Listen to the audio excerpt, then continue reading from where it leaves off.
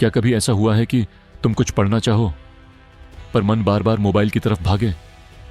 तुम ध्यान लगाना चाहो पर दिमाग बीती बातों और आने वाले डर में उलझ जाए? सोचो, अगर तुम्हारा मन ही तुम्हारे काबू में ना हो तो तुम कैसे कुछ भी बड़ा हासिल कर सकते हो? बुद्ध ने कहा था, मन ही बंधन है और मन ही मुक्ति। और आज मैं तुम्हें बताने वाला हूं मन को कंट्रोल करने की 5 सबसे शक्तिशाली विधियां, जो सिर्फ सुनने के लिए नहीं, जीने के लिए हैं।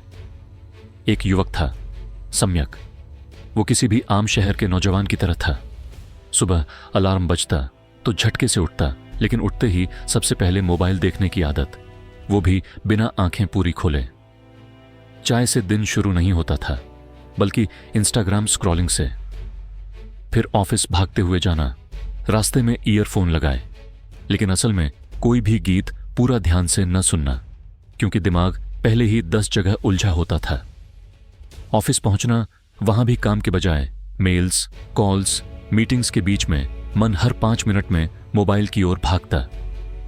टास्क बीच में छोड़ना, फिर शाम को गिल्ट और थकावट लेकर घर आना। सोचना था कि आज जिम जाऊंगा या किताब पढ़ूंगा, लेकिन रिमोट उठाकर टीवी के सामने बैठ जाना ही आसान लगता। हर रात बिस्तर पर जाते वक्त वही सवाल, आज दिन कहां चला गया? मैं इतना थक कर भी क्यों अधूरा महसूस कर रहा हूं? और जवाब में बस सन्नाटा। सम्यक ने बहुत कोशिशें की, digital detox, meditation app, time table planner, लेकिन कुछ दिन में सब ढीला पड़ जाता। उसे लगने लगा असली दिक्कत बाहर नहीं, उसके अपने मन के अंदर है। एक दिन उसे पता चला कि शहर के बाहर बुद्ध का ध्यान शिविर चल रहा है, 5 दिन का। वहां 5 विशेष विधियां सिखाई जाती थीं मन को नियंत्रित करने की। थक चुका सम्यक बिना ज्यादा सोचे अगले ही दिन निकल पड़ा। पहला दिन बुद्ध ने कहा, आज तुम सिर्फ बहती नदी को देखो, सुबह से शाम तक बिना कोई काम, बस नदी का प्रवाह देखो। शुरुआत में सम्यक को बेचैनी हुई, मोबाइल की लत, भागती दुनिया, अचानक ये ठहराव। लेकिन धीरे धीरे बहती नदी में उसे अपने मन की झलक दिखने लगी। पानी कैसे बहता है, कभी तेज, कभी धीमा, कभी शांत। ठीक वैसे ही हमारे विचार भी आते जाते हैं। उस दिन सम्यक ने सीखा, पहला नियम, मन की लहरों को देखो, उनसे जुड़ो मत। दूसरे दिन बुद्ध ने कहा, आज तुम सिर्फ अपनी सांसों पर ध्यान दो। हर सांस जो आ रही है, हर सांस जो जा रही है, बस उसे महसूस करो। ऑफिस की लाइन में खड़ा हो, बस में बैठा हो या खाना खा रहा हो, सम्यक अब सांसों के प्रति सजग रहने लगा।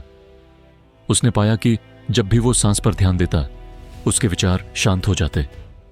उस दिन उसे दूसरी विधि मिली, सांस के सहारे मन को स्थिर करना सीखो।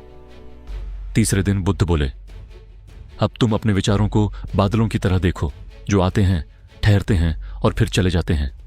बस उन्हें देखो, पकड़ो मत। सम्यक ने अपने मन के विचारों को पहली बार बाहर से देखा। गुस्सा, डर, पेंडिंग ईमेल्स, बॉस की डांट, सब कुछ बस आते जाते भाव बन गए। उसे तीसरी विधि मिली, विचारों से लड़ो मत, उन्हें बहने दो। चौथे दिन बुद्ध ने सम्यक को सेवा का कार्य दिया, बिना किसी अपेक्षा के। वह पूरे दिन साधकों के जूते साफ करता, ध्यान गृह की सफाई करता, बिना किसी को बताए। शाम को उसने खुद को बेहद हल्का महसूस किया। उस दिन उसे महसूस हुआ, जब मन दूसरों की भलाई में लगा होता है तो अपनी उलझनें खुद ही छूटने लगती हैं। चौथी विधि, निस्वार्थ सेवा से मन का भार हल्का होता है।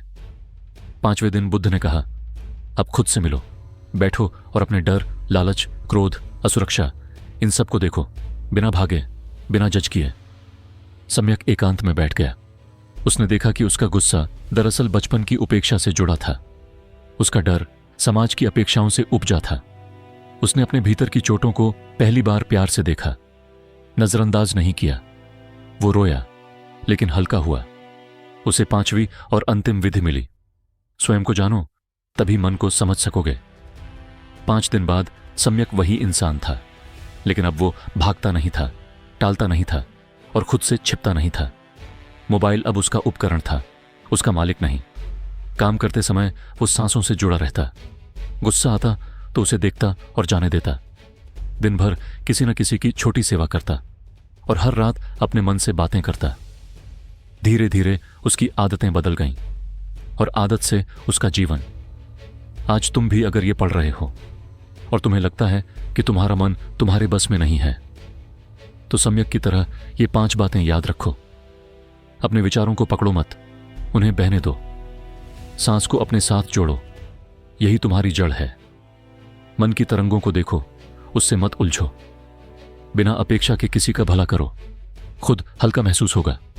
और सबसे जरूरी, अपने भीतर झांको, अपने डर से भागो मत। मन तुम्हारा सबसे बड़ा दुश्मन बन सकता है और सबसे बड़ा साथी भी। बस फर्क इतना है कि उसे कंट्रोल कौन कर रहा है, तुम या वो। आज से तय करो, बस एक आदत, एक सांस, एक सेवा से शुरुआत। मन को जीतने की यही असली शुरुआत है।